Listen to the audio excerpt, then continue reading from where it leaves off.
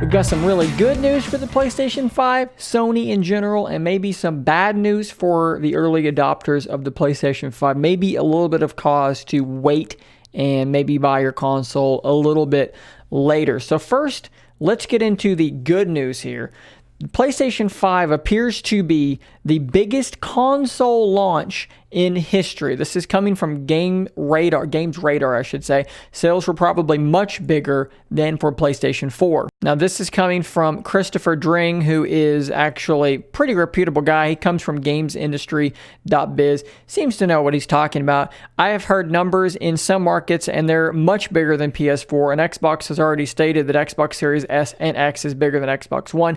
If I can confirm and release the numbers, I will. If this is true, if the PlayStation 5's launch numbers are significantly more than the PlayStation 4's, and that is true, we are probably looking at the biggest console launch in history. Now, this is something that I think is actually really interesting to dig into, because we're obviously in a pandemic, and it's interesting to me that so many people are in fact choosing to buy a game system right now. Look, it's a new launch, which is always big, and these launches seem to be getting bigger, but I think that that's playing a part too. People want a console to be able to stay home, stay safe, stay indoors, and play these games. So that's a really great big good thing for the PlayStation 5 in terms of the launch. But something that isn't nearly so good is some of the problems that are coming from the PlayStation 5 from some of these early adopters, early buyers. What we're seeing on Twitter is a rather large amount of people suffering from graphical glitches in their games. We've also seen some people complaining of some freezing. I don't think necessarily the freezing is super worrisome,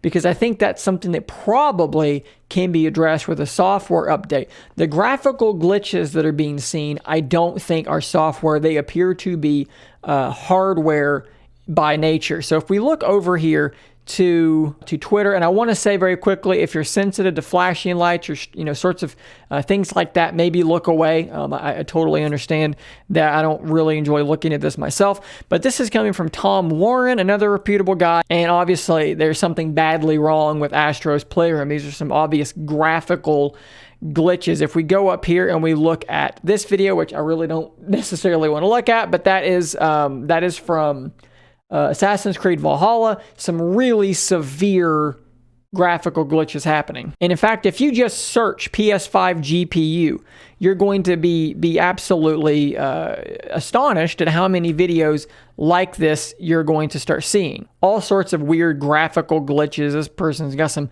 crazy polygons coming out of their leg. Here's another video of textures popping in and out, weird things happening.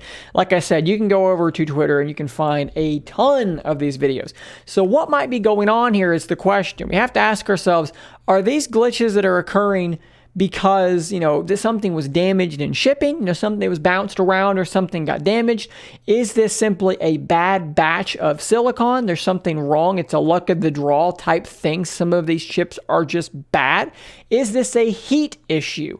Any of these things could be possibly true. Now, with the size of the PS5's heatsink and the size of the console itself, that's a clear dedication to trying to keep the temperatures down. We know that Ryzen and AMD silicon tends to run hot, so Sony's definitely done a lot to try and keep things cool. We also know the Xbox Series X is using a very similar CPU, a different GPU, albeit, but no issues like this happening for the Xbox Series X, at least not on the scale, not that I have seen. So it is a little weird to see the PS5 having what are clearly GPU failure issues. The question again, are they damaged? Are they bad? Are they overheating? And it's really too early to say, but I think we can definitely say these are very clearly GPU failures taking place. The good news is that Sony is being pretty quick about replacing these consoles for people. I'm getting new consoles out. I've seen people quoted, a month, but yet got theirs in only a couple of days. So that is definitely a positive thing. If there is a positive spin to put on this. Here's a Twitter thread from John Rettinger, who used to be from Techno Buffalo. I think now he is on his own. And he's tweeting about how in Miles Morales, he's having repeated freezes and total system crashes even.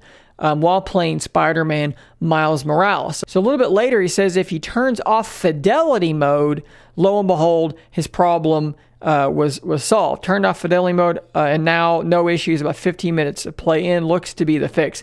So that is interesting, because what that indicates to me, when you go to fidelity mode, it's going to lower the frame rate, but it's going to increase the visual fidelity. You're going to have RTX, or not RTX, I should say ray tracing enabled. And what we've seen from Digital Foundry actually did a really good video where they showed that the power draw actually, I may be wrong about this, but I think the power draw actually went up a little bit in fidelity mode.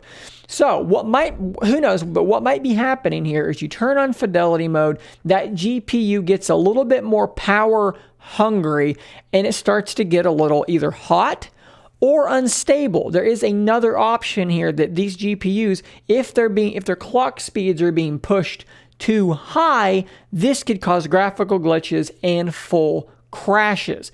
And something else you could take into account here, if you know anything about overclocking CPUs or GPUs, you know that you can't just say, I have 1070 Ti and they can be overclocked to this point, period. That's not how it works, because my GPU and your GPU are not exactly the same. The way that the silicon is made, the wafers themselves, there's a lot of variables in there. You could just have a better GPU than me, even though it's the same GPU. Yours could be better, mine could be worse, or vice versa. So we could be dealing with a situation wherein the PS5's GPU, some of them cannot handle the clock speeds, the frequencies, the voltage that the rest of them can, or that they should be able to handle. So when the game gets intense, it pushes up that clock speed or pushes up that voltage.